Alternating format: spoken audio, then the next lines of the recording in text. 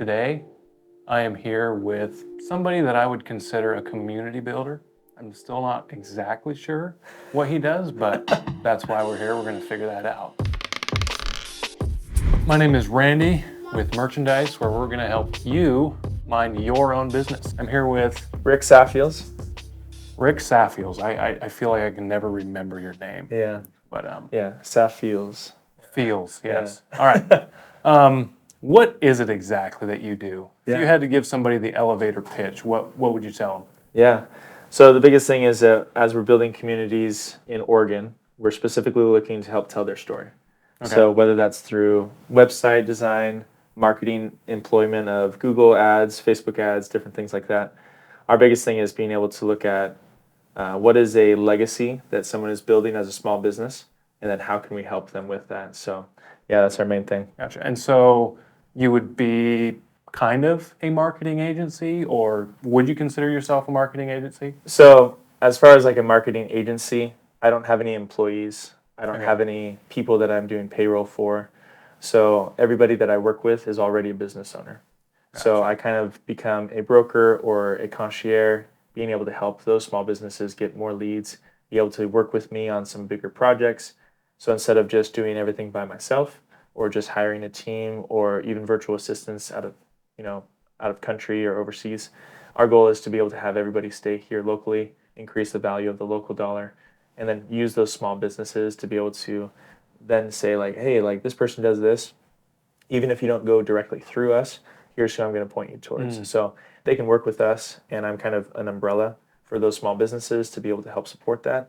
But then if they want to work with them directly, I'm not taking a commission off those different things. It's literally just kind of the word of mouth, the handshake, and kind of moving on. But our goal is to coach, to implement strategies, and to then be able to put those going forward and how to be able to grow their business. Okay, so how does the coaching work? Like, is that like a paid thing, or are you just holding events and workshops, that type of thing? Yeah, great question. As it started, I was a consultant and coming into businesses to be able to provide them feedback on how to run social media, on what they should be able to do with their business to move forward. And then it became, I had several other consultants who were saying, hey, we do this. Can we join with what you're doing? Mm-hmm. So then when somebody comes to me and says, hey, we're stuck, or I have this problem, or I need a solution, can you come and help us with that? Then we come in and we'll do a session for 30 or 45 minutes, kind of coach them through, these are some different ideas. We ask more questions and kind of see where they're already at and allow them to answer those questions for themselves. But then we put the next steps in place, saying, if you're wanting to move forward in those different things, we've seen some experiences of how to do this. So step 1, here's where you can go. Step 2, next thing. Step 3, and then being able to have a really streamlined, efficient kind of plan to move forwards. Is that what you went? Did you go to college? Yeah, I did go to college, but I got a master's degree in education. So I went from wanting to be a PE teacher and art teacher ever since second grade. That's all I ever even thought Really? about. Yeah, I knew that that's what I wanted to do. So I didn't apply to any other colleges. I didn't apply to any other facets of life. It was literally like second grade all the way through. It was either PE teaching or art. Yeah, so then I went to Corbin University, graduated with my undergrad in multiple subject elementary education, and then I got my master's degree in education and technology in 2017-18. And I was able to do that through Western Governors University. And from there, I just, I've done a lot of different things, but that was kind of my background on learning about stuff. So I didn't know business. I didn't have any entrepreneurs in our family. Nobody was like, here's what you need to do in order to get ahead. It was like, maintain a job, keep steady in this, pay a mortgage. Like there wasn't a whole lot of strategies moving forward. It was go to college, enjoy your time. You don't even have to get a job to pay for it while you're there. Just like literally make memories, make friends, and then from there figure it out. So it's been a long, kind of tough road through that process. But yeah, I've been in education now for 12 years as well as doing other things. So. Wait, so you also do education? Yeah, so I'm teaching full time as well. Wow. Yeah. Okay. Yeah. Teaching what? So this year I'm teaching 3rd and 4th grade. I taught the last 7 years in 5th grade, and then I also taught middle school and high school before that. All right. So, yeah. What subjects? So right now it's all subjects, multiple subjects. Oh, okay. And so for elementary school in our district, if you're a teacher in elementary school, you teach all the subjects. So everything except for music and PE, we do all in the classroom. All right. Yeah, so it's pretty crazy. Sweet, sweet. I taught school for a year. Oh, very, very eye-opening experience, I would say. yeah. It changes you. It changes how you see things, helps you communicate better, I Yeah. think. My biggest challenge is like I had 12 students in my class, and I just had to figure out how in the world am I going to communicate one thing so that 12 people are going to understand it. Yeah. You know, because they all have their ways of like interpreting things. Yeah. And teaching school really, really helped me develop communication skills. I feel like. Yeah. Yeah. It's important. I mean, a lot of people go like, okay, if you look at a normal business situation, you have one client, you serve their needs, work with them through communication, client success, projects and flow, everything. It's like it's one person. In a classroom setting, like I have 25 students this year. Oh, wow. You have 25 students at the same time that you are trying to figure out multiple step problems with, issues, conflicts, parent resolution, as well as then providing all the ways for them to then make forward steps in their educational process of not just reading but also writing and math. It's pretty interesting when you think about it like that. Like very few business owners have that responsibility. Right. You have one niche, you work with this type of client, and you work with them one at a time. You don't have 12 to 25 different things that you're trying to solve at the same time. So yeah. Right. I just think it's funny because like I'll meet people, I'll work with people, Yeah. and this thought just keeps coming up like, you need to go teach school for a year because those kids are just going to take the things that the way you speak and the way that you communicate, they would take that and tear that apart. And that you couldn't just say that to a group of 7th and 8th graders because it would never work. Like they would tear that apart and they would find loopholes in what you're saying, and it's just I feel like it was just a very, very good thing for me to learn how to communicate to 12 different people, communicate the same point. Yeah. It's just a very, very good life skill. Yeah. How old are you? I'm 35. 35. Yeah, some people think I'm still in my 20s, which is fine. Okay. But yeah, I've got 4 kids, been married for 12 years, so very thankful. And yeah, but with that, it's like I've had just a few opportunities to see people kind of living that life of in their 20s, really building wealth and building their businesses and stuff like that. And I didn't start that until even 2019, 2020 is when it really started. So yeah, so only in the last 4 years have I really been running this business. So Okay. yeah. You said in 2020. Why did you start this business? Yeah, so 2018, I had finished my career as a professional disc golfer while still teaching full time. So I had been doing that on the weekends, basically just doing local events in California, Washington, and Oregon. Were you paid? Yeah. So I was an ambassador. I was working with a lot of different companies that were smaller, and then some larger companies started reaching out, and I started working with some international companies for clothing design and as well as disc golf manufacturers and stuff like that. So started doing media, making YouTube videos, coaching, making a disc golf brand, running tournaments. I mean, I was like all into that. So that was super fun. I did that for about 5 or 6 years. And then 2018, I got an offer to do it full time. I needed to be gone a minimum of 28 weekends or weeks out of the year. Wow. And that was going to be on the main team for Discmania, which is a company that's internationally known. And so, yeah, at that point, I was like, this is really exciting. This is cool. But I ended up turning it down because at that point, I already had 2 kids, 1 on the way, had that 3rd boy, which is now Oakley. He's now 4 years old. So at that time, I was like, yeah, this is probably a little bit too much. I can't do that. So at that point, I went cold turkey, didn't play for a whole year. Oh, wow. Just like went fishing sometimes and just hung out with my family and just teaching, and it was great. Then fall of 2019, people were starting to say, like, I really don't like social media. Oh, you should hire Rick. He's on YouTube and Instagram, and he does that kind of thing. I was like, I don't do that. I don't know anything about that. So yeah, I sat down with a friend, and he goes, hey, well, let's see what this looks like. So after about 2 or 3 minutes of talking, he's like, all right, you're hired. I was like, for what? He's like, everything, all of it. I don't know. Let's just figure it out. What do you think you're worth? And I was like, I don't know. Like, I'm a teacher. I don't get paid very much. He's like, okay, well, let's just figure it out. So yeah, from that point, I came in, did a couple of different consultation, like workshop basically for 45 minutes at a time, presentation of what you should be doing in social media, and then COVID hit. And by that point, he had already told several people. So in my first 2 months, I already had 8 clients, and I was like, whoa, this is crazy.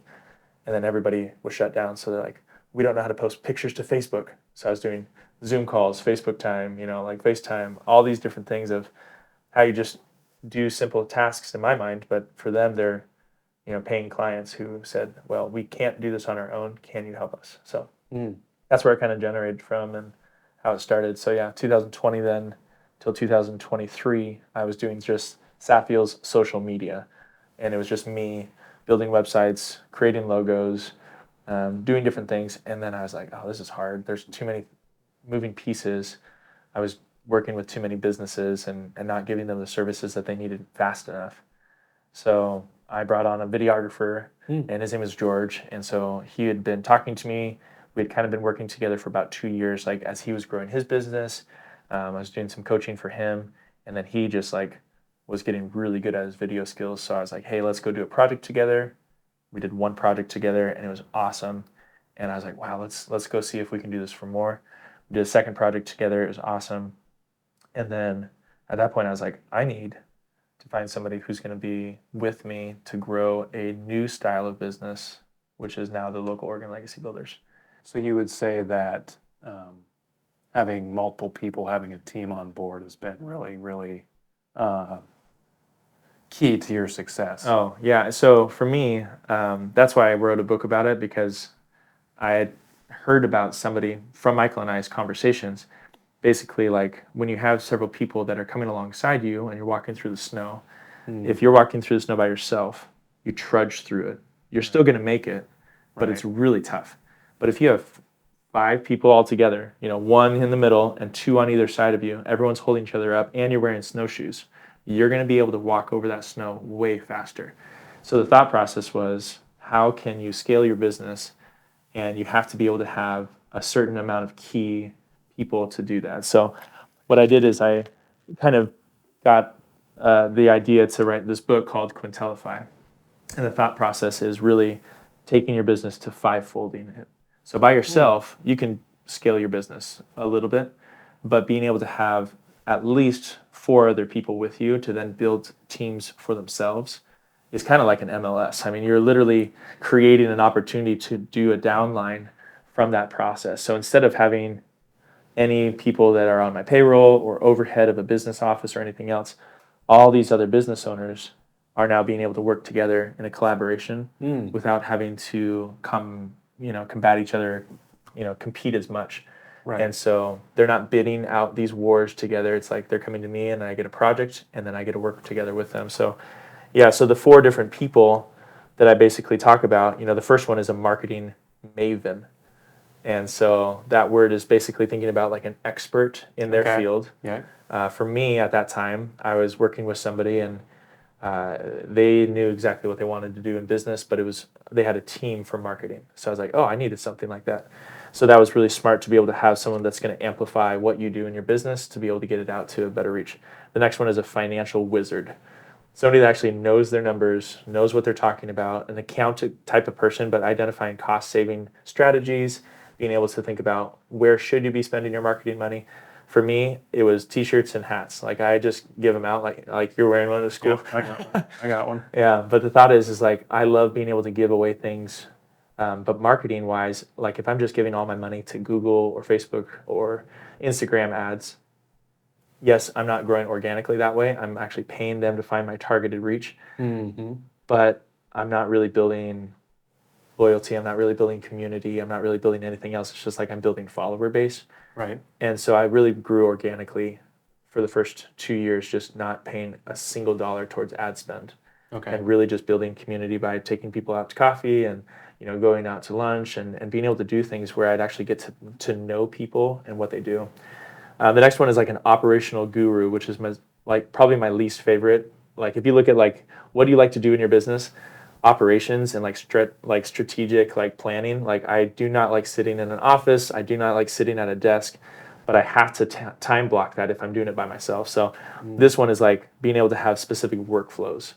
So for my example, like Mike Peterson, he's a strategic operationals guru. Like he knows exactly how to do a wireframe, look at what you're doing in your business, talk about the strategies and move forward. And so for me, I have to have somebody like that to be able to help me stay focused and organized.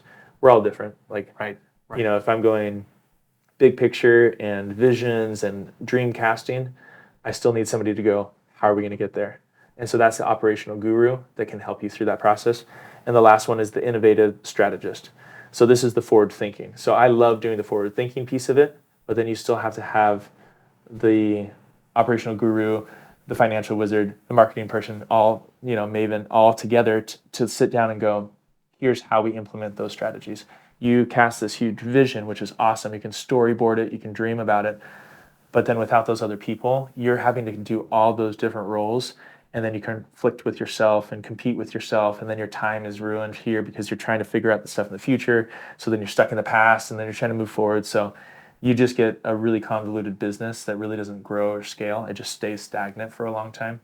That's why I was kind of thinking about those pieces, and that's why I wrote about this, just to be able to help people as they're kind of looking at my journey and what I've done. It's nothing crazy. You know, I haven't gone through a whole lot of experiences that are weird or whatever, but I don't know anybody else right now that's in this sphere that does something like this. And so it's pretty unique and different. So, yeah.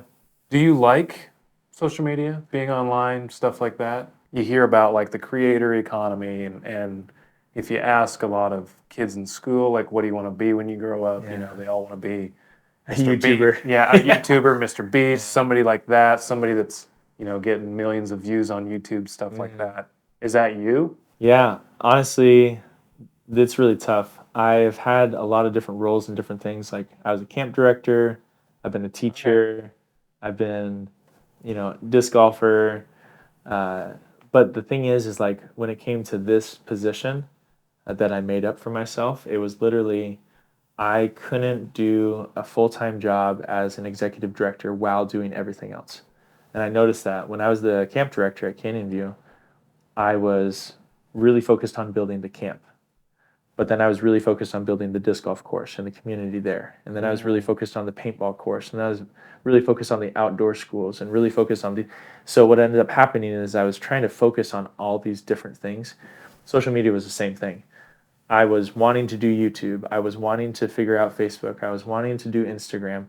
And instead, I just started having like this, you know, shotgun approach to hit everything at the same time.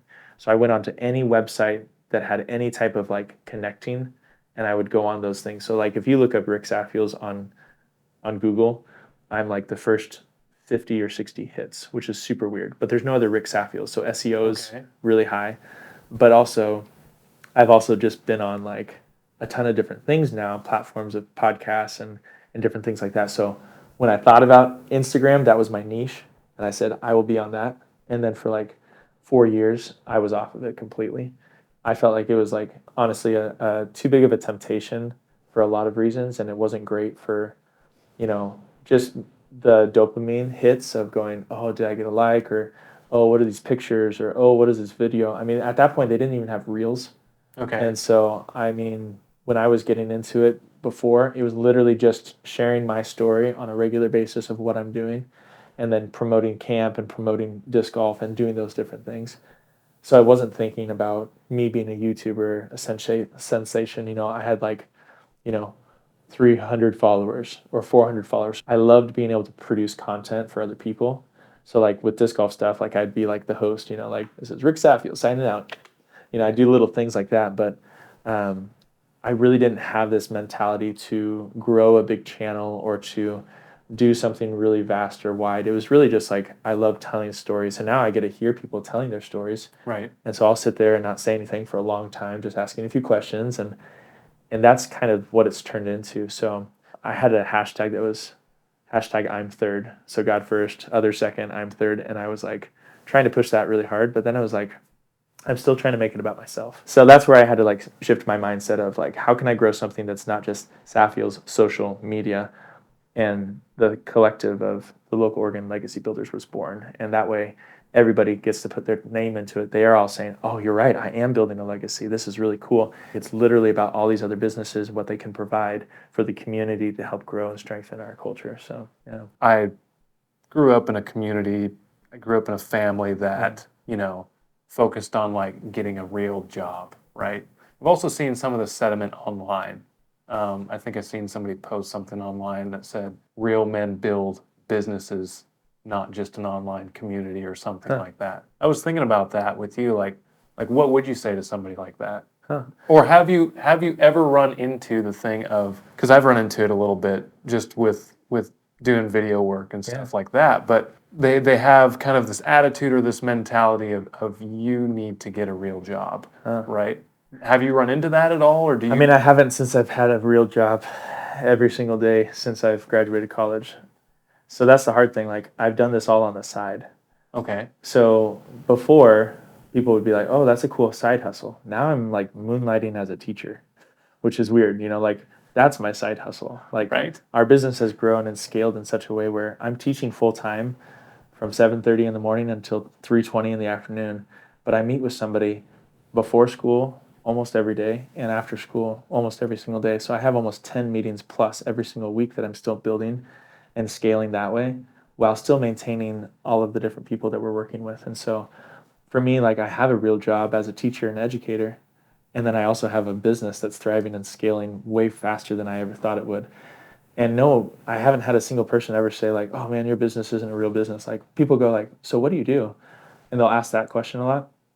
And I try to give them a pretty precise answer, which is, we're building legacies. They're like, what do you build? I was like, well, like, small businesses are trying to thrive past the 1 year mark and then the 3 year mark and the 5 year mark. And so we're giving them specific implemented tools that allow them to scale and grow. And if they are using those on a regular basis, the more you put into it, the more you get out of it. Is not always a key term that works, but for the most part, if you put a lot into it, 19 minutes a day, an hour a day, 3 hours a day, the more you're going to put into it, the more you're going to get out of it. And so it's one of those strategies that we've tried to implement. And for me, it's like, yeah, we're scaling a full-time real business that I could quit my teaching and do this full-time.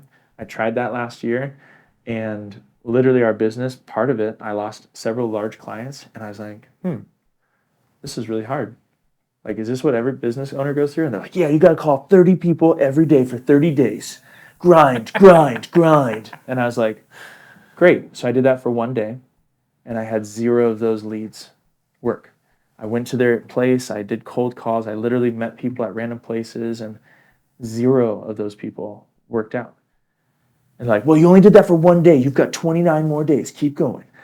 And I was like, or I could stop striving and trust that God has a plan for this piece of this, and if so, then let's see what happens. So I jumped back into teaching, and in September, our business quintupled, which therefore came the word quintellify, because I started to outsource more and more things to other people. I knew I was going to have a full-time job again. I knew I wasn't going to be able to meet with all these people randomly throughout the day. And it was crazy. And I didn't do it on my own. I had to supplement all these other people to be able to provide a business strategy that would actually work. So that's the crazy part. Like, we went from, we are going to sell the house, sell the truck, sell the trailer, sell our kids. No, I'm just kidding. But the idea is, like, we had nothing. So there was no income that was coming in September at all. Yeah. Like, I was like, okay, our credit cards are going to get maxed out. We're just going to maybe file for bankruptcy, like all these other strategies. People are like, yeah, we've done that. You know, you have it on your credit for 10 years. No big deal. Like, we're on our 3rd time doing it. I'm like, that's not a good idea. So I kept on seeking out wise counsel and trying to figure out ways to do that. And it came back down to, what do you actually want to do? What do you need to do? What is God calling you to do? And so for me, I was like, I really want to be in the community. I really want to go talk to these people. I really want to be a part of all of the sphere of influence that people are about. But at the same time, for some reason, I need to be in a classroom stuck feeling for 25 kids whose their lives are going to be changed. And that's what changed my mindset, going, okay, so I could do this for the next 30 years. I feel like I could continue to scale and grow a business that's real and continue to teach that's a real, job. I have a master's degree in it. I mean, pay-wise, it's not crazy, but it's like, it's very stable. So now I have stability for my family with insurance and retirement and PERS, as well as being able to scale a business that's continuing to grow and thrive. So it's kind of a win-win. People ask, how do you have energy? You also have 4 kids and wife. And I go, honestly, I feel like if you are called to something and you're supposed to be in it, you will continue to gain energy from that.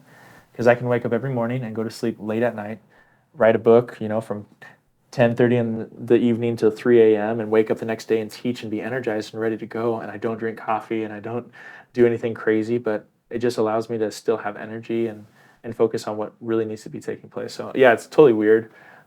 You don't drink coffee? I don't drink coffee. I had 1 cup of coffee and people are like, oh, you're probably ADHD then.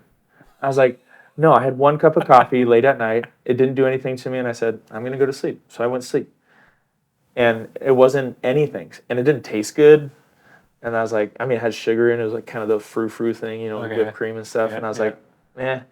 So yeah, I've never had another one. That was in college. I've never had another cup of coffee in my whole life. It's not something that I need. And I live off of life. Nice. Life cereal. Nice. Yeah.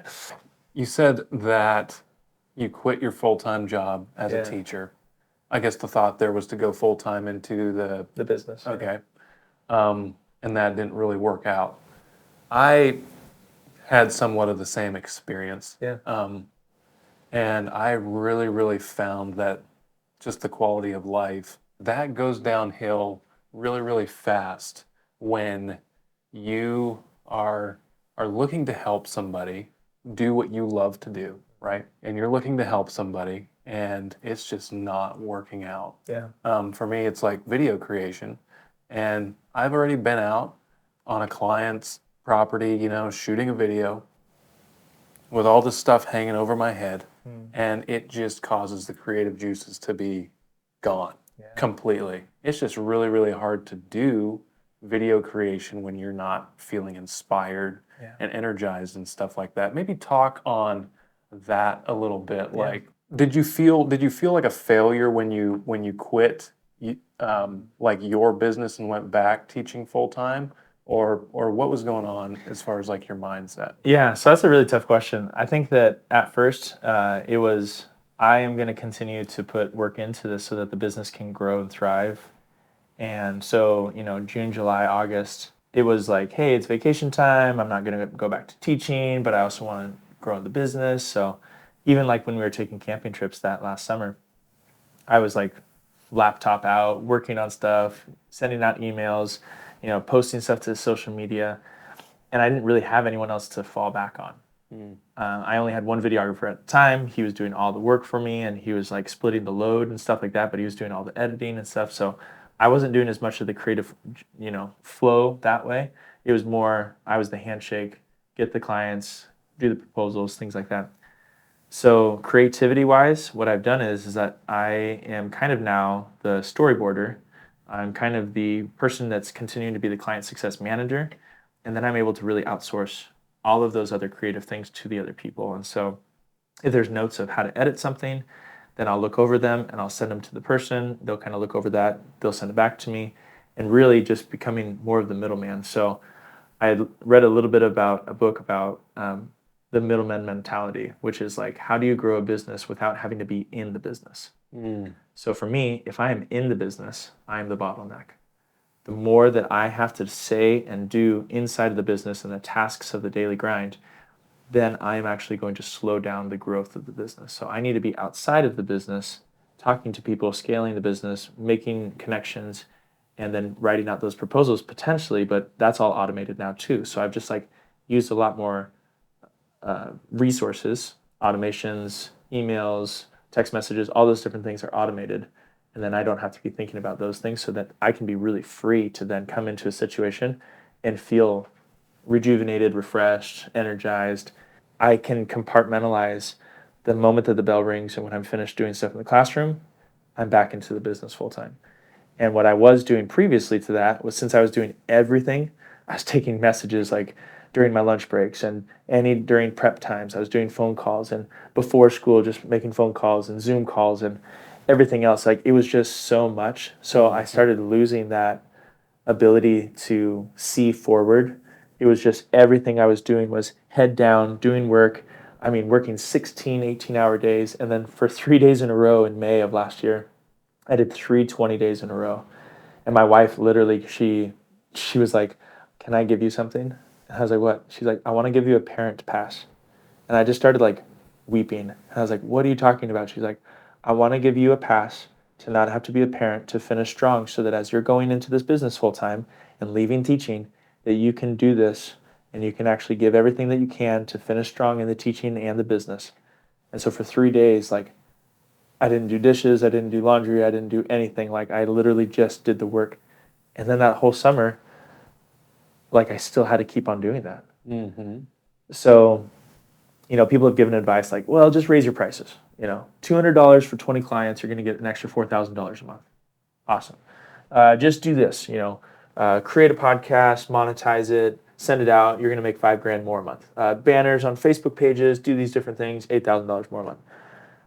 And I was like, I understand those concepts. I understand the ability to do those things. But that wasn't my heart in any of this. My heart wasn't to make money. My heart was literally to spend more time with my family, to spend more time with clients, and spend more time with businesses actually wanting to grow. If it's all about money, then I've lost my whole entire purpose of why I'm doing it. So the goal wasn't to be a millionaire. The goal wasn't to be able to retire myself at the age of 30 or 40. It was like, how can I help in the community? So that's the biggest thing. Like, I just know for me, as I'm moving forward, I have to think about, why am I actually doing this? What is my purpose? What are the goals? And if those goals are to make more money, then I'm doing it wrong. If the goals are to make more impact in the community, then I have to do it from a classroom setting and in the community. Great, that's totally fine. If my goal is to be able to be with my family more, then I have to be able to have a summer break, winter break, spring break. And that allows me to take that opportunity with being a teacher, which is just so interesting. So I'm literally getting, as Hannah Montana would say, the best of both worlds. Would you like to sing that for us? Oh, yeah. No, okay.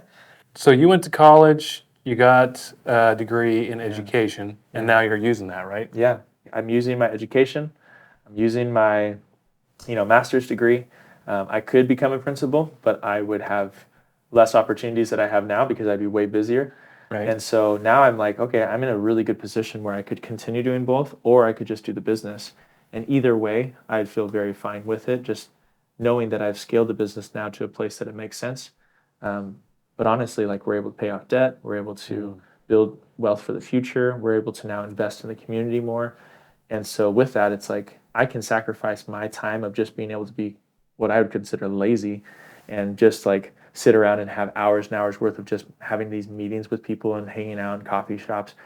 It's like I'm investing my whole day in teaching and investing part of my day in finding new clients, and then allowing these other businesses to really do the business work for me and with me.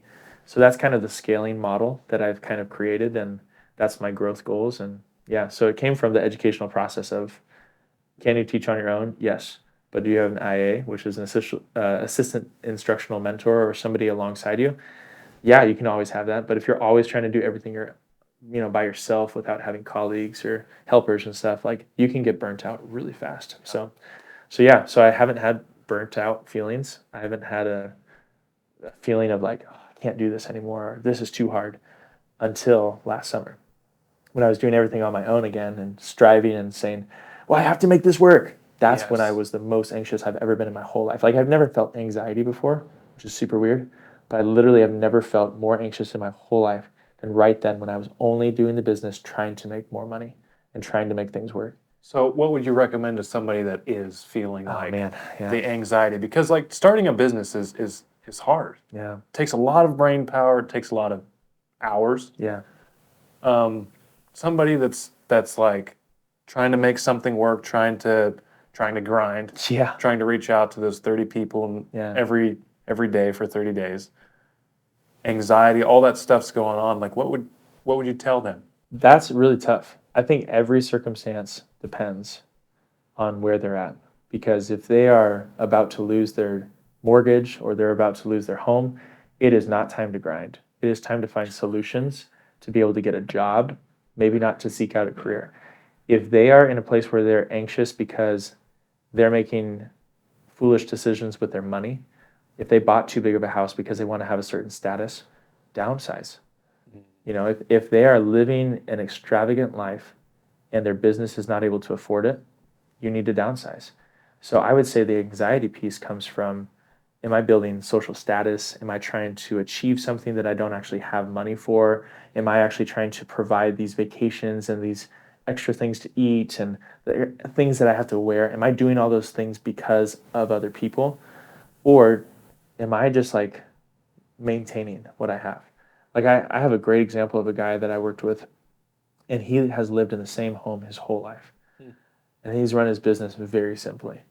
He's never lived outside of his means. Is there stressful times? Absolutely.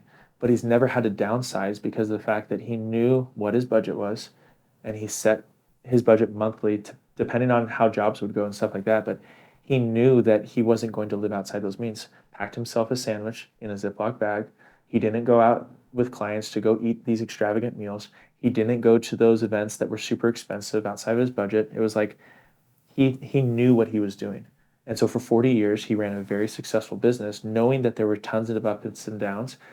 But at the end of it, he has now a legacy that he can pass on and sell to somebody else or give to one of his kids and say, here's what I've built, and now you get to continue to run it. Or here's what I've built, now I'm going to sell it, and now I can continue on into retirement. So I just think through those, those thought processes of going, what am I building this for? I'm building it for my daughters. I'm building this for my sons. I'm building this for a community. I'm building it for people that would be able to look at this and go, whoa, like we could do this in our state. Or wow, we can do this in a different country. Like there's no crazy concept that I've created here. It's like, it's a conglomeration of like a lot of different ideas that then is focused on, we've become an umbrella for small businesses to be able to feel seen, and to be able to feel like they're worth it, and to feel like they have an opportunity to reach out if they need help. And that's kind of like our whole thing. It's just changed my mindset of like how to be able to develop that and change that. So if a small business owner is going, I'm stressed, I am anxious, go ask somebody for help. Don't try to do it on your own.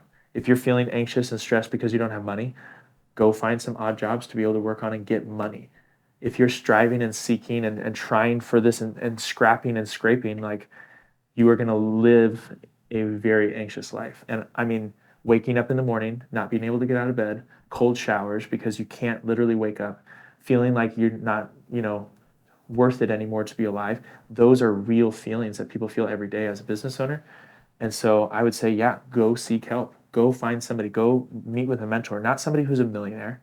Go seek with somebody who is giving wise counsel on how to be able to help your mental health, your physical health, and potentially your spiritual health.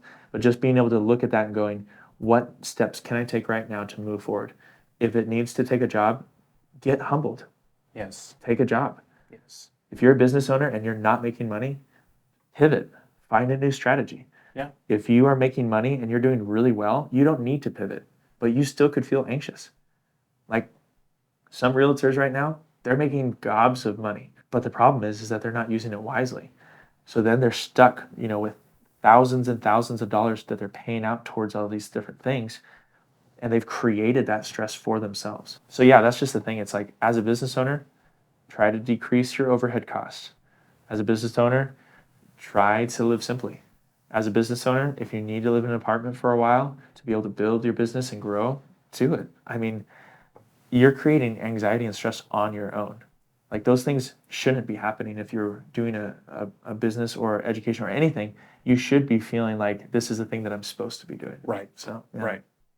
Yeah, I think that a lot of people, and I even had this mindset as well, like if I quit doing this full time, like a small business, Yeah. if I quit doing it full time, then other people are going to see me, see me and my business as a failure. And it wasn't until I was like, you know what, I have to go out and get, a part-time job and just take care of rent, take care of bills, all that stuff. And once I actually went ahead and did that, like it was unbelievable, just the weight that's lifted off of you. And it makes you more energetic, and it gives you like more incentive actually to go to take what you've learned the first time, and it didn't, you couldn't do it full time, you couldn't provide with that business full time. Take what you learned there and come up with a new strategy like Yeah. you were saying. Yeah, So absolutely. that's really good. Yeah. You started your business, you're around a lot of other small businesses. Let's just say somebody wants to be an entrepreneur, have their own business, start something. Would you recommend going to college? Again, I've been learning from Mike Peterson at Height Digital Marketing. He uses this word a lot. It depends, It depends. It's just like, if you're wanting to run a small business, I would encourage you to learn about what you're actually trying to do. You don't have to go to college for that, but if you're going to learn how to run a small business, you better get researched on a few things. One, how to write a proposal. I actually got told by a very smart guy, you are terrible at writing contracts. He's like, I've written thousands. I mean, that was an exaggeration, but thousands of contracts. And yours, man, look at all this stuff. And he's like circling it and like crossing stuff out. He's like, I'll give you free advice. This sucks. And I was like, I don't even use that word, man. Like, come on. And so he was just like ripping it apart. But then at the end, he goes, yeah, I'll sign this though, after you've gone through the whole thing, because honestly, I know exactly what you're standing for. I was like, wow. So that was a good eye opener. It's like, if I'm going to start a business, I need to know the ins and outs of what I'm actually doing. And I need to be able to have a solid, concrete way to be able to then send this to somebody and say, hey, what do you think? Do you need these services? If you are needing to go to college for that, awesome. I would recommend at this point in time, do it online. Go to community college, free schooling, all these different opportunities that you have in the community to learn. Go and find some stuff on YouTube, do a course, learn that way. At this point in time, unless you are going to be a doctor, a nurse, a lawyer, something that requires you to have a 4-year degree, it's very much maybe not necessary. I think that if it's a fallback, that's fine. At this point, I have a fallback, which some people would say, well, that's why you're not moving forward fast enough, because you have that crutch. For me, it's like, yeah, and it saved my life, and it saved my marriage, and it saved my kids, and it saved our house, and it saved those opportunities, because if I didn't have that 4-year degree, I would probably have just gotten a job to be able to make ends meet, and it wasn't going to be very good. It was going to be probably 3 or 4 jobs to take the place of that one. So that's the thing. It's like, I think college definitely has its place. I went to 4.5 years of undergrad and 2 years to get a master's degree. So 6.5 years of outside of high school. And I would recommend it for people who can either afford it or people who are going to go into a job that specifically needs it. If you're a trade person, you're already going to do your schooling. You're going to get your opportunities to work as an apprentice. So that's important. If you're going into landscape business or something like that, there's no reason to go to college. But that's what ends up happening. You go to college, you figure out, oops, I don't actually like this. And now you have $80,000 to $120,000 in debt. And 30 years later, you're still paying for it. So some people, they start their entrepreneur pathway right after high school, and they never had something to fall back on. So they know that's the only thing that they can go towards.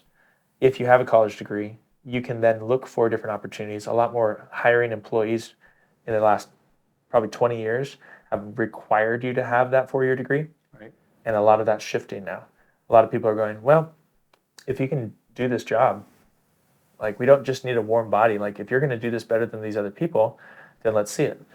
But again, there's a ton of jobs out there you cannot get unless you have a 4-year degree. So it really depends on what you're trying to get into. If you're trying to be an entrepreneur, I would recommend getting a business degree. Okay. Being able to learn macro and microeconomics. Those are some things that I wish that I had learned about. But yeah, I would say if you're just wanting to run a business, buy a franchise or something like that, like, you have to know something about your business that you're getting involved with. So it would be really helpful to get an AA at least, or associate's degree, or being able to get a bachelor's degree is awesome, but I don't think they would need a doctorate or anything like that. But Right. Yeah, again, it's just like a title. So if you're into titles, then yeah, go to school. But if you're into like running a business and being successful at it, learn everything that you can in 4 years and then prove it while you're doing it. Build the airplane while it's flying is a great model of how Donald Miller talks about it in his book. Business Made Simple really helped me as I listened to the podcast. It was called Business Made Simple Podcast. And so I listened to that every day for a year. And then I read some of the books, like business books that he put out, and Storyboard, and all these different things. The thought is he really helped with that niche of how to help small business owners and entrepreneurs. And there wasn't really all that before him. Like there was like Dave Ramsey helping with finances, Right. and there was, these other tech gurus and things like that. But like Donald Miller set up the corner of how to be able to help small business owners and how to be able to do this. And now he does everything all over the nation, and certified storyboard counselors and all these different things. And so I just think that if you're going to learn from somebody, find somebody who's doing it really, really well. Take those courses or classes from them. You don't need to pay $20,000 for it necessarily. What was family life like for you? Do you have siblings? I do. I have an older brother. His name is Tim, and I have a twin brother, and his name is Rob.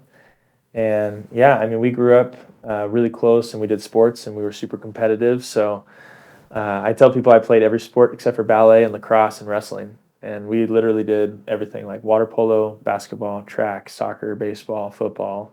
You name it, we were doing it. Tennis. My brother played racquetball. We were just super active. I did 2 or 3 sports every year, and then we did band and choir every year starting after, like kindergarten.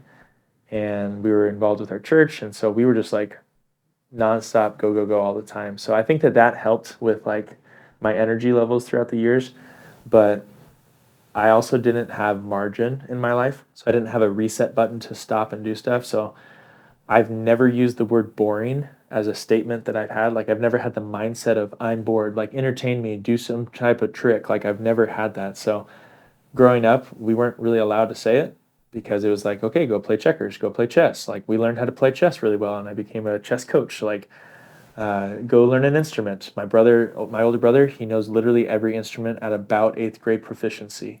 Wow. And then he actually teaches lessons for tons of students all over the area. And then he's really, really good at piano and drums and trumpet. Those were his 3 main. So like I played saxophone, guitar, we sang in choir, like we did tons of stuff, but being well-rounded was like what our parents helped us to be. Like we were maybe not a master of anything, but we were definitely well-rounded in a lot of different areas. And so I loved growing up in that family. Both my parents were educators. I never had a sick day because my mom had like a cot in the back room, so we would like have to go to school and like we'd lay on the cot. And so I had perfect attendance growing up. So that was cool. Nice. But we got to see the ins and outs of what education looked like. We were involved with all the different schools that we were a part of. We were part of all the different communities. We grew up in church, and so we had a lot of different friends and groups of families that we connected with and did play opportunities with, softball, games, and all the way to everything else all throughout the summer times, beach trips. We were really thankful for what we got to do. We went tent camping a lot. We didn't stay in hotels a lot unless it like flooded out our tents and you stay one night at like a Motel 4. So, we took fun adventures and just had a great opportunity growing up, just learning about how to be able to help people and caring for those that were less fortunate. And even if we didn't have a lot of money, like we went to Disneyland one time growing up, and I was going into 6th grade. First time I was ever on an airplane was my freshman year in college. Like we didn't grow up in a way that we were like super wealthy or anything. We had a budget, we had a plan, and our parents provided for us. And so, it was good. So you said that if you claimed that you were bored within earshot of... Oh, I never even said it. Oh, you never said it? I literally don't remember ever a time that I said I'm bored. You said if you But if we did say that. If we did, they would just say, go do something else. Okay. Was there ever like video games, or did you spend a lot of time online? Great question.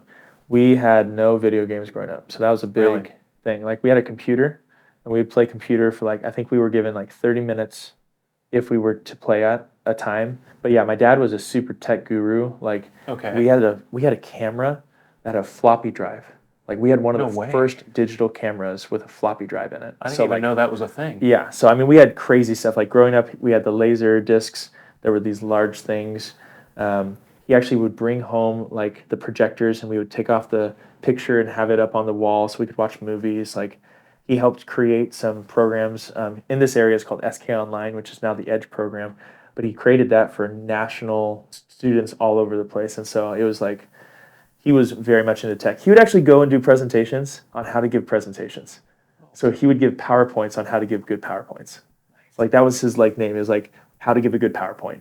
And so he literally taught people like how to do that stuff. So it's interesting because now I'm doing a lot of those different things, and we just grew up. He was always hustling during the summer times. He was working every summer doing different things. And so same thing with my father-in-law.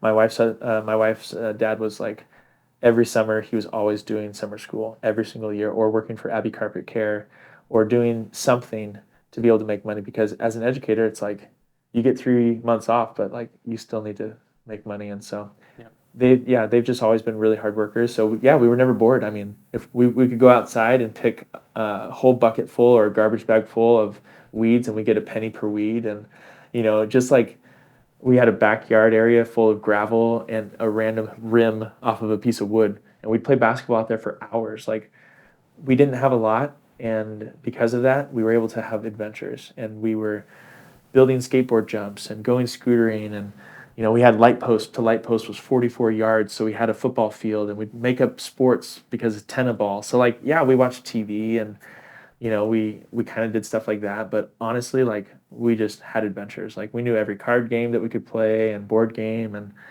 yeah, looking back, it's really good memories of that. So yeah. Did your parents put a lot of emphasis on hard work? Did you have a lot of chores at home? So we didn't get allowance growing up. So yeah, Okay.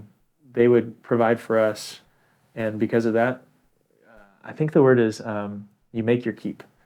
Yeah. So But you could earn by doing extra. pulling weeds. Yeah. So if we could do extra, like pulling weeds, that was like, but that was only during like the spring or summertime. Okay. Besides that, like, we didn't really ask for money for things. Like, our parents just allowed us to be able to be provided for, and it wasn't anything crazy. Again, it was like, if we're at a store and we say, "Hey, could we get something?" They're like, "No." We're like, "Okay," like, or "We don't have money for it this time." We're like, "Okay." So like, we just learned to be content. And yeah, I mean, we spent money whenever we got it on random stuff. Like, when I was in high school and middle school, like, it was tech decks and Yu-Gi-Oh cards. Into college, like, that's like what we'd spend our money on, or skateboards and scooters and footballs and basketballs. And I never had more than like $50 in my name until college. Really? I don't even think I had a bank account that had like a lot of money in it at all. So yeah, we didn't have any hedge funds or mutual funds or anything like that. So if we saved our money, we could buy a scooter or something cool. And I was like, I'm going to go pro in scootering. So I was like at the skateboard parks all the time, and I was learning about that kind of stuff. And You were the scooter kid. I was the scooter kid. Let's just say that there's a 15-year-old kid watching Yeah. this right now, Yeah, and skateboard first. I'm not going to go into that debate Yeah, because I grew up thinking skateboards were cool, but like I just never had one. Yeah. And we never really had a place. I guess maybe very, very early on in my life we would have, but like I didn't really have a place to like ride a skateboard. Sure. Getting back to like the video games thing. Sure. Let's just say that they have their PlayStation 5 or their gaming Yeah. PC or whatever. Yeah. But they think that they have like entrepreneurial tendencies, or they want to start their own business. That's kind of like hanging out in the back of their mind. Would you recommend spending time playing video games, or do you think that you should spend that time doing something else? And like this is for kids, right? Yeah. Because that's why I asked you about your family life, Yeah. because I'm trying to dig into like why people do what they do. Yeah. So you're running 20 hours a day. You're not drinking coffee. You just got all this energy. Yeah. Does that have anything to do with like spending all that time active and not playing video games? That's a good correlation. I mean, I think that growing up, I was trained to be creative. Okay. I was taking art lessons in second grade from the lady who gave us popcorn and pink lemonade, and we'd sit there and we would paint for an hour every week. I was learning how to be able to play games with a diverse group of students that were all the parents who had kids. Every one of us, we'd all hang out and we'd learn games and stuff like that. So like, we were making up our own games, we were writing books, we were coming up with stories, we were very imaginative.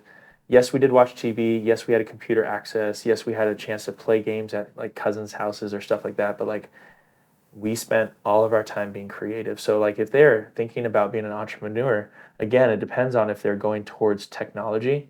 Because if you want to be really good at something like Minecraft, if you're really good at something that's like, like a role-playing game where you're learning about how to like actually move through a map and stuff like that, I can see that those are kind of creative outlets. I've watched students become engineers from those things, and I've watched them to be able to go into that process. Like I give book report opportunities to do multimedia, so they can choose whatever type of facet they want to do their book report on. So if they want to build a scroll and it's 28, type turn chapters, or if they want to build a land in Minecraft, or if they want to be able to do a Google Slides, or if they want to do a video stop motion, I mean, like, the more creative, the better. I don't give them a higher score. I just look at it like, did they follow these different criteria? So for me, looking at like a 15-year-old, 13-year-old, 10-year-old, learn how to write a book, learn how to be able to create a passive income, learn how to be able to do stocks. In my classroom, we have a full economy system. They buy their desk, then they can start a store, then they can buy real estate. So there's some students in my classroom who have hundreds and hundreds of dollars, and they spend it buying real estate, and they learn how to do this, and they spend it on Amazon and Nike stocks and everything, and they're actually buying and trading and selling, and they have hundreds and hundreds of dollars, and everyone starts at zero. And so then there's these other kids who every single day buy snacks, and they buy pencils, and they buy paper, and they buy the things that they're just consumers. So I would say for a 15-year-old at this time, if you're consuming as much as you're putting out, and your output is then to do something creatively with that, building a game, building a model, thinking about what they could do with these different things, awesome. Using robot technology, using Spheros, using these different opportunities to like build and do coding and stuff, go for that. That's creative. If they're just sitting there and playing video games or wanting to be a YouTuber, obviously they could be millionaires. There's a definite possibility. They could go into high school sports now as an esports and doing electronic video games as their full-time sport. They'll get out of PE credit for doing that. That's crazy, but it's like they could do that. So if they're going to go into it, I mean, go all in, be creative, learn the process, and then go for that. If they're just spending time and wasting and doing that just for fun, I would say it's probably a disadvantage to them at this point. By being a 15-year-old, enjoy being a kid, enjoy having fun, be outside, get to be with friends, learn about those different processes. But if you're 15, go get a job, or learn how to run a business, or create a product and learn how to Shark Tank it. I wish that I had like created something that I could have started selling a long time ago. And I mean, I had made up all these fun inventions, and we did all this fun stuff. We didn't really do a whole lot of lemonade stands or whatever. My daughters, their first lemonade stand made $105 in about 3 or 4 hours. So we had talked about marketing and who to share it with, and talking like little things like Instagram, Facebook and stuff, canvassing the neighborhood. They were able to split huge Lego sets together because they like learned a business. Now we have Lulu's Licks, and we have Hads and Lou's lemonade stand. And Lulu's Licks is like going to be cake balls and lollipops and like ice cream stuff during the summer and winter, so it's all year round. And then the lemonade stand thing is like, they just did it this last weekend, and they were out there for like 3.5 hours just having fun, like lemonade, and then move their prices down to like free and stuff. So again, it's like none of my kids have video games. And if you're thinking like, what do I want to do in the future? Like, learn how to run a business, learn how to be an entrepreneur. Those are always going to be great. Even if they're a side hustle, you're still allowing yourself to be able to have some passive incomes. We just bought a book from a 13-year-old on Amazon. She's a local author, and I thought, this is really cool. I want to support that, because I wrote a book, and I was like, cool, if you want to support it, great. If not, great. But like this other girl, she's 13, and she used the same exact process that I did using Kindle Direct Publishing. I was like, absolutely, let's go read it. And it's intense. It's cool. It's called A Girl Named Light. And I think it's amazing that she went through this whole process and wrote this all out. Is it perfect? No. Is mine perfect? No. I had a ton of mistakes in mine. And so I'm going through the process now, editing and revising. Do the same thing in your business. You learn something creative, you edit, you revise, you pivot, try something new, or you go to another book, start promoting that. You build an entire model. You got 100 books now. Now you've got a real passive income. And then you can live the way that you want to a little differently. It's like, because this flow of money is coming in, now I don't have to spend as much time construction, landscaping, painting, doing these different things that are labor intensive. Now you can scale a business, or you can have time freedom. And yeah, so 15-year-olds out there right now, just thinking like, do I want to run a business? Maybe not. Do I want to learn a skill set that other people want from me? Absolutely. Learn something that you can do that other people are going to be able to want, that's going to, solve a solution, solve a problem, be a solution, solve a problem. And so that way, they have something tangible to look forward to in the future, that they say, I know how to do this. I can help you.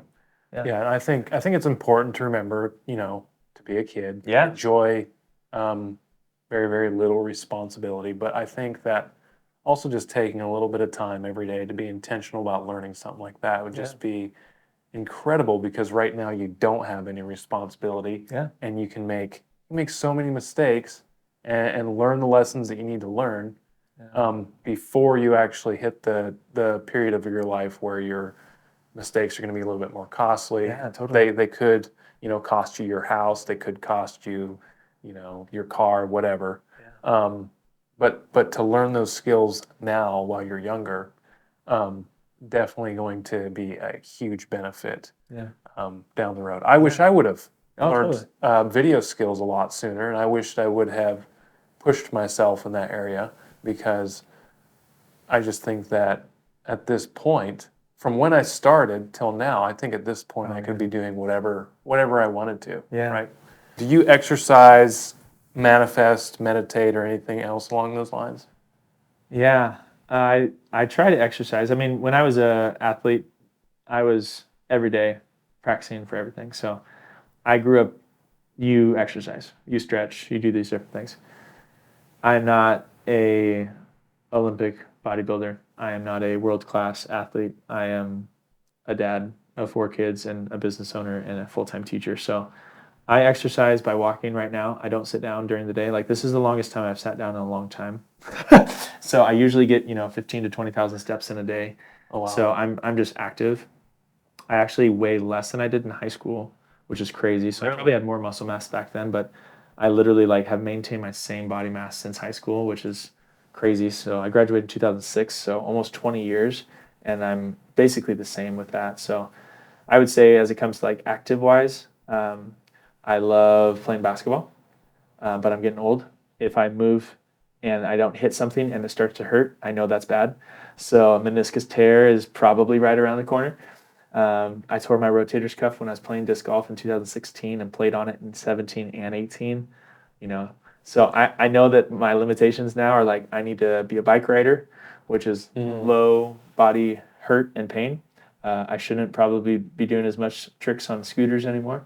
I still do a lot of backflips. So I do it out of their hands, or I do it off of trampolines, or I jump off of fences and stuff. And so I'm trying to limit myself on some of that crazy part, but I mean, I'll still throw them whenever. Yeah, active wise, I probably could be doing more. Meditation, I'm not a big person into meditation, but I'm a big person into quieting my heart and being in devotions and journaling and reading. So every morning I wake up, and that's a part of my routine.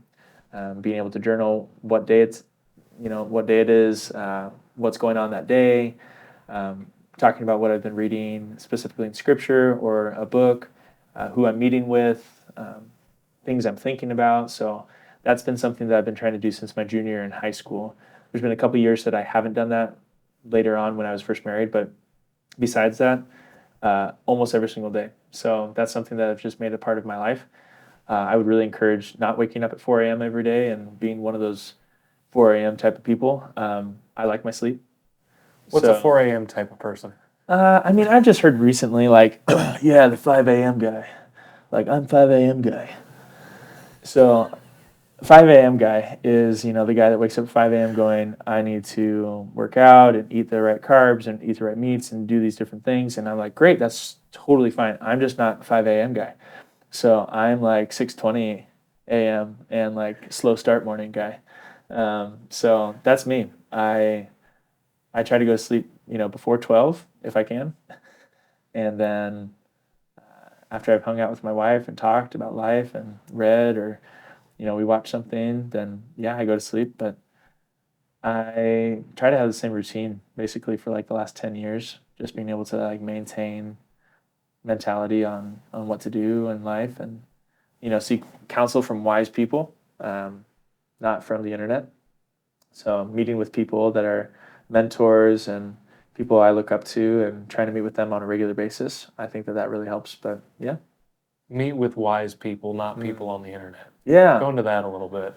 I think there's a lot of people that say that they're gurus online and they're coaches, and they have these podcasts and they have these news articles that they'll write, and they'll have their YouTube channels and stuff, and people go, oh man, I listened to this sweet podcast and I changed my life. I'm like, yeah, now people have said that about a podcast that I've been on, and I go, that's awesome. I'm glad that you've heard a little bit about a story and it's changed your life, like that, it's super cool. But for me, it's like I'm going to people who are not online. I'm going to people who don't even have a Facebook or Instagram. Why? Because those people are real. They are like the people who have lived life. They've had the opportunities to be able to see what it is to be successful and not be successful, to be in a healthy marriage, to not be in a healthy marriage, to have kids who want to stay with them, and have kids who literally are walking away and trying to be as far away from them as possible. So I look at people who are wise, who have lived that life, who have made mistakes, who have had regrets, and then ask them through that wisdom, what are some things that I can do right now in my life? So I have probably 5 or 6 people that I could go to at any time and say, hey, could we meet up? And they'd be like, absolutely. And those people are all older than me. They're not my same age. None of them have social media accounts of any kind. They have no followers. They have real people connections. And so those are the people that I stay grounded with, and remember that it's not about everything that we post online. And even though that's my job, it's literally we're building a community of people who are doing that. But the thing is like I have to look outside of that and go to a different type of people group that are going to speak into my life completely differently. My older brother, for example, he has a gray screen on his phone. Like, he doesn't even have color because he doesn't want to have the distraction of color. Right. So, Right. I mean, there's more and more people that are starting to do that. He doesn't have Facebook or Instagram or anything like YouTube, nothing. But his following is real people. He has a huge group of people that love him, that go to him for counseling, that are absolutely like not just like listening to him as like, wow, you're cool. It's like, we listen to you for life advice. And so that's the type of mentorship that I want to be able to help people with. Obviously, things online and being a part of a business is important. And what are you doing in real life that's actually going to support that? So, yeah, so I'd rather be authentic and real and find those real people. I do have one business coach. When he was talking to me, he's like, yeah, I used to do 500,000 a month. I was like, what? He's like, yeah, and guess what? I didn't see my kids for 6 months. Wow. I was like, there was one point where there was 6 literal weeks that I didn't see my family. I was like, he's like, I've spent more time in hotels and more time on airplanes. He's like, I've had 3 airplane places that I have over 1 million miles with. Wow. So he gets to be a free flyer now with those people. And I tell his story not to like gloat or be proud about him. He's like, I almost lost everything. Right. Because I was trying to build my business. So I go to people like that. They go, I see what you're doing. Don't do that. Yeah. I see where you're at. Be careful. I give you advice on these different pieces because I have lived this. And so you're going to get that from a few people online, but most people are going to be like, 10x your business, do this, do this, do this, like live this way, do these different things. And it's like, are those people actually successful? Maybe. Financially, maybe. But like wisdom wise, maybe not. That's why I say seek wisdom. Look for people that are going to actually give you real feedback and be authentic with you. So, yeah. Do you think that the lack of a Facebook page or an Instagram or TikTok or whatever, plug in your social media of Yeah. choice, you think the lack of that is why those people are wise? I mean, I think the lack of having that is because they don't care about it. So they're not necessarily going like, I need to have Facebook to have followers. I need to have Instagram to tell people what I'm eating for breakfast. Like, I think because they don't have it, they don't have a desire or a need for it. It's not something that they are thinking about, and therefore they have more time to be able to build into other people. Like, they don't scroll. They don't process videos. Like, news-wise, they hear it from word of mouth of real people. And that's how our entire world was built. Like, we were all people who'd sit around a fire, tell stories about the legends of old, and then we'd move forward based on those things. Now it's like, I know what's happening in Japan in 3 seconds. And I know what's happening downtown Salem in a few moments. And I know what's happening in Corvallis like right now. And it's that instant gratification that I think that we have lost as a people group. And so for me personally, I'm on social media as a business person. Right. And I'm trying to be less and less and less as an actual person on social media. So a friend of mine, she blocks her Instagram, even though she's Instagram famous. She blocks it throughout the day so she can be present with her kids. I was like, that's awesome. I think more and more of those people that I'm meeting with, that's the idea. It's the mentality of we don't have to waste a lot of our time on our phones, on our computers, because I know that everyone would want to hear that as a business owner, like, oh yeah, you need to see my stuff. It's like, yeah, but being dinner time conversation comes from authenticity. Mm-hmm. Like if you want to be a part of someone's dinner conversation, like it might be a video that you made. It's most likely going to be something that you said or did. Be present in the moment. Um, Seek those wise people that probably don't have a huge following in the social world, but online, they might not show up on Google search. And yeah, I think that those are the people that I want to continue to gravitate towards. It's really interesting to me because, like, as I was thinking about it, it's like your business is kind of built online, Yeah, or a lot of it is online, yeah, and yet you're like shying away from actually just like yeah, being on social media, being online, yeah, kind of like Steve Jobs. yeah, I don't know if this is completely true, sure, but like I heard he wouldn't give his kids iPads, or he yeah, recommended to parents like, no, don't buy this for your kid. yeah. Don't, no. He was the CEO of the company that's selling this It product. was to provide a faster workflow. I mean, iPads and computers and laptops were to be able to send you to a different area. The whole point of an iPhone was you can now be mobile working on your phone. AOL chat was basically the creation of that communication process that you could do now online. And I think that need for community was so real that now it's become super fake because people wanted to be a part of a community and now they find their friends and their community online. So yeah, I totally get that. I mean, I would tell business owners all the time, like the reason why you build an online presence is so that when people find you, they can say that person's real, it's authentic. Do you need to be on it every day? No. I tell people like twice a week's good. Yeah. Like I know I'm on it all the time, but like I've moved from like 13 hours a day being on my phone to like 9 hours a day to like 7 hours a day. So like my phone is still on constantly, but like I just continue to find ways to be on it less. So How would you recommend people find other wise people, mentors, things like that? yeah.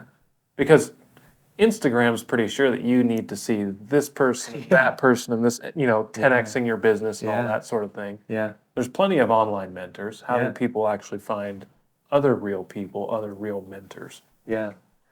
This one's kind of tough. I think when I'm looking for people that are mentors, I'm looking for people who have been involved with a community or a church, who have really sound wisdom. They have lived a life that is communicating towards a specific lifestyle. So I think that changes for each person. To find wise counsel in a business owner, don't go to the person who's the most successful. Go to the person who is the most stable. Mm. And I think that is like a quick brain switch for some people. If you're going to multimillionaires to see how they did it, that's a good mentor to be able to show you what you're not able to do. Or if you're following along their coattails, hoping to be able to be as successful as them, that's going to be a danger. It's going to be in your head, like, oh, I'm not doing what they're doing. It got to me a little bit when I was talking to somebody, that guy is doing super, super well. I'm like, man, but this is what he did. I am nowhere near what he did in his life. And the reason why is because I did not commit everything to that and almost lose family and connection and stuff like that. So it's like finding people who were counselors in a school for 35 years, finding people who are custodians for 40 years, finding people who are grandfathers and grandmothers who knit, like crochet or that are quilt makers, like people who are just like down to earth, super sweet. Like those are mentors that I look for because those are people who are like going to tell you what's real. And they're not there to necessarily give you business advice. They're there to help you out with your person and who you are as an individual. So I would say if you're looking for a mentor, look for people in your life who you'd say, this person is about 10 to 15 years older than me or beyond. Somebody who is going to not give you advice on how to run your business better or faster or make more money, but to be able to work on who you are as an individual, as a person, because that's where you're going to thrive. And people are going to see that as a business owner, and then they're going to start to gravitate towards you. And it's not fake. It's not like I'm going to try to act like this so that they can grow around me. Like our business, the only way that it grows is being able to build community and connection. And so there are people who are like asking me like, Rick, I want to be an ambassador for you. I literally will go out in the community and tell other people about you. How can I do this? And I'm like, wow, that's awesome, because they're going, you changed my life in this arena, and now you're a mentor for me. And I'm like, I appreciate that. Thank you. Go look at these people though. Like I'm just a small step on this. Like look at these people and what they've done for me, and look at these examples. So yeah, absolutely. Find people who are gentle, who are quiet spoken, not these outlandish loud, trying to be in your face. Like, find people who are humble. Those would be great mentors. Those would be people that are going to speak wisdom into your life. Yeah. Have you ever felt like an imposter? Like imposter syndrome, or like, Yeah. no. I know people talk about that a lot. Well, see, your story is a little bit interesting because from what you said, you were doing some stuff online. Yeah. You weren't necessarily looking for a career online. Yeah. And somebody was just like, hey, you're hired to do my online stuff. I'm not really trying to go out and do something that I'm not. Like, I'm doing something that I didn't know how to do, and I learned how to do it. And like, I don't know how to change a car. I'm not going to go try to pretend I'm a car person. Right. So if somebody says like, oh, you're this, I'm like, no, I'm not. Right. Right. Like, somebody goes, dude, are you a marketing guru? Nope. Like, I've learned a lot of skills, and I've learned a lot of things that you can do in marketing, and people go, oh man, that's the guru, like, go talk to him. I'm like, that's not me. Yeah. I think that you could point to someone else behind me that's actually done a degree in this, who's done it for 30 years and whatever. What I've learned is strategies that help people to grow much faster than some other strategies. I know what not to buy. I know what not to create. I know what not to sell. And so with those different things, it's allowed me to have a better mindset about it. But yeah, I mean, the biggest imposter, I feel like, is somebody who's saying, I'm going to go do this because someone else is doing it, and I'm going to be better than them, or I'm going to try to go do this and I'm going to compete with them, or I'm going to do this and I'm going to build this type of business. I don't know, like, the whole imposter syndrome thing is tough because I know people go, I see this person and I want to be like them, and I feel like I'm not that person. I just really don't like comparing myself to anybody. I was a twin my whole life growing up, and nobody even called us our real names. It was Rick, Rob, or Rib, or whatever. Like, they didn't even care. So like, I dealt with competition my whole life, and I just didn't play those games. Like, Yeah. I literally, it was like at the end of our state like playoff run, we lost by 2 points to be able to go to the next state championship game and whatever. And I look over at my brother and I was like, well, see you for track tomorrow. Give him a fist bump and we moved on. And like, I just don't even care. Like, our whole like strategy is collaboration over competition. So like, for me, I could go compete with somebody, and I could have all this like, competition and say, oh, I'm going to belittle you and put you down and all this stuff. Like, but instead, I'm out there trying to like build people up and stuff. So like, for me, I'm going to say it as it is. Like, I am not a marketing guru. If you think that I am, I'm not. If you think that I have some cool strategies, great. But like, I am not here to be able to prove myself to anybody. Yeah. Like, if this business is about me, I'm going to fail. Yep. It has to be about other people. So yeah. So don't be a poser. I learned that like phrase early on, like, don't be a poser. Totally. That is so good. So you're not going to feel like imposter syndrome unless you're posing to be someone that you're not. Right. Tell who you are. Be authentic. Don't be a poser. I like that. That's a good phrase. Bumper sticker. Don't be a poser. What do you think the biggest misconception about being an entrepreneur is? Oh, that you're just going to have so much free time. I think people get into being an entrepreneur because they go, oh, I don't have a 9 to 5. I'm not locked into the schedule. Right. I don't have a boss. That's a lie. You have no free time. Your entire rent in your head is always taken up. Like, as an entrepreneur, if you're not thinking forward, you're thinking what I did wrong back or what I'm doing wrong right now. So at that same point as an entrepreneur, you're like always thinking about your business. Like, my wife and I did not get into this to be an entrepreneur. Like, we were not planning to start a small business. This was not our goal. She was like, you're an educator. Awesome. My dad was an educator. Awesome. Her dad was an educator. Awesome. Like, we know how to do this. Being a business owner is so challenging and difficult if you are like thinking that you're going to have free time, because Saturdays, Sundays, Mondays, Tuesdays, Wednesdays, Thursdays, Fridays, you are working. Yep. If you take a break, that's what you need to do. So Dadder days is what I had to do. So Saturday, I take the kids, and for the last 4 years, every Saturday, I take the kids and I let my wife be able to be free. And if she needs to rest, great. If she needs to go shopping, great. If she needs to go do something with her sisters or friends, awesome. But like, being an entrepreneur, that's hard. So if you don't take breaks, you are going to lose it. So yeah, so Sunday is our rest day for afternoon and mornings, and Saturdays is my dadder day, and my kids need that. Right. So if I didn't have kids, the grind mentality would maybe be totally different. If I wasn't like a believer, like, and I wanted to just grind all the time, awesome. But like, I learned from somebody else, he's like, if you have this type of schedule where you're working 14, 16-hour, 18-hour days, you need to stop. Right. That is not healthy. You can't do that. You can't live like that. So yeah, you have to have breaks. You have to be able to take opportunities to mentally every single day prepare for the next day and what you're doing for that day. So, yeah. And I think that goes right back to the whole thing. If you have to work 16 hours a day to keep your small business up and running, maybe it's time to just get a part-time job so that you can, make the money that you need. Yeah. And take some of that load off of your mind and just let your business grow. Like if you stick with it, it's going to happen eventually. It's probably not going to be exactly how you imagined it in the beginning, is kind of like what I'm learning with my own business journey. Yeah. But like whenever I'm trying to force this thing is like when things just start going wrong. And I totally get that. Like people would say, what are you talking about? You're giving advice to go get a part-time job while you're trying to run a business full-time? Like, that doesn't make sense. I've heard from so many people that go, if you're going to run a business, you have to run a business 100%. Okay. I get that. But if your business model and your business that you're actually doing doesn't make money, then you're not running a business. You're running a not-for-profit.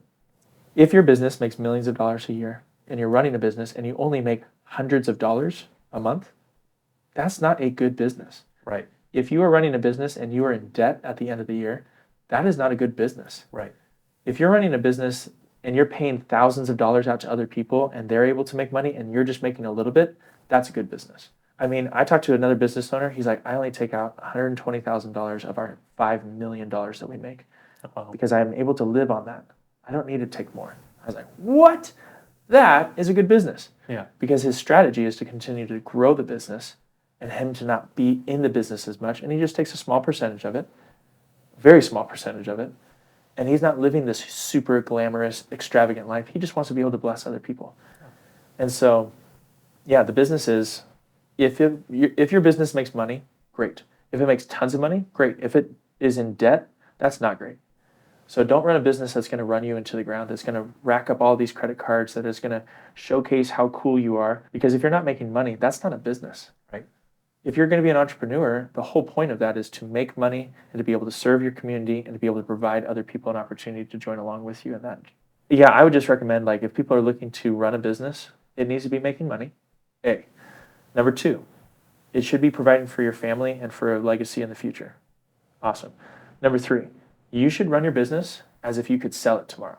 Now, that's in my book I wrote about, because if you are thinking about your business as you're going to have to sell it tomorrow, you better have your numbers figured out. Right. You better know exactly what you're worth. You better know what phone numbers and URLs and passwords and all these different things that you have. Because if you don't have that stuff ready to go, we can't help you and no one else can either. So I would say run your business as if you're going to sell it tomorrow.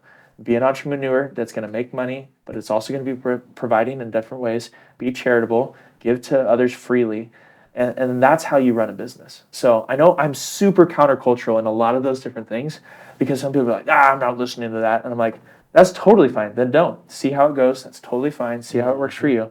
But for me and my family and my house, that's how we're going to live. Yeah. I've heard that it's hard to work on your business when you're working in your business. Yeah. And that's why I would recommend that, hey, maybe take a little bit of a break, figure some stuff out, come up with a new business plan or a new strategy, whatever, and that might require you to go get a part-time job. Absolutely. I'm good with that too. I am not saying at all, like, don't give 100% of yourself to your business, because I think that is necessary. Yeah. But if it's not making you money. But if it's not making you money, take a step back, take a little bit of a break. Yeah. It's going to be okay. Yeah, I've seen a lot of really cool small businesses, and they sell gibbets or the charms that are uncropped. That is awesome business. Okay. Yeah. You're making people smile. They're giving something that is supporting them. They're making like hundreds of dollars a year. Okay. That is not sustainable. Okay. If you're making $1,000 a year in your business, that is not sustainable. Right. So it's like, if you're going to run a business that's a remodeling business and you're making millions of dollars on some of these projects, but then you're millions of dollars in debt, that is also not a business. Right. You're not making money. Now, if you have a name and you have a logo and you have all this stuff and you have hats and you have employees and payroll is probably your most expensive business write-off that you're trying to pay off, the thing is like that can still be a business as long as you are still able to provide. But if you yourself personally haven't taken a check and you haven't taken a cut in your business for months because you're so worried about paying other people, then you have to pivot. You have to change something in your business, because then you can't fully run your business even. You are so stressed to be able to do what you can to be able to make things work that you're now losing out on that. So We had a battery die. So it's probably time to wrap this thing up. Rick, I want to thank you for coming on. yeah. It's been great to chat with you. How can people find you and what you're doing? Yeah. So if you want to find me in person, I live in Salem, Oregon. I love being able to make this place my home. So we've lived here since I was young, and we haven't moved. We've traveled a lot of different areas and places, but this is where we made home. So meeting in person is always fun. I think it's more authentic. But yeah, if you want to find me on Instagram, it's at Rick Saffeels. Our small business growth mindset page is at small business growth mindset. And then LinkedIn, I'm on there, and Facebook and YouTube and other things like that. But yeah, I appreciate you being able to kind of do the interview and wanting to kind of learn about the process. But yeah, biggest thing for things as we kind of wrap up is be authentic, be real, find mentors and ask for help. All right. So yeah. And your book, where can we find Oh it? yeah. So my book's Quintellify. It's on Amazon. It's the only one out there with this word because I made it up. It's a fake word. It looks Latin, it looks authentic, but it means to be able to look at something and say to enhance or multiply by 5, the act of quintupling or making something 5-fold. So if you look up the word quintellify, it's not in the dictionary. It's not anywhere in the world except for this book. And now it's like an SEO builder. So I have 5 more books that I'm thinking about with the series that are all made up words that have business mindset ideas. And so that way, as people are reading it, they go, oh man, that's cool. Like I want to quintellify. Like it's an actually new word. So that's kind of the process. Yeah. All right. Well, I guess that is going to be it for this episode. Thank you so much for watching. Subscribe on YouTube or wherever you get your podcast, and we'll see you next time. This has been Randy for Merchandise, where we help you mind your own business. This is Rick Saffeels signing out. I'm just kidding. You can cut that out. Thank you for watching the video all the way to the end. If you like what you've seen, please leave us a like. Please subscribe to our channel. And we'd love to hear what you're thinking, so leave a comment down below.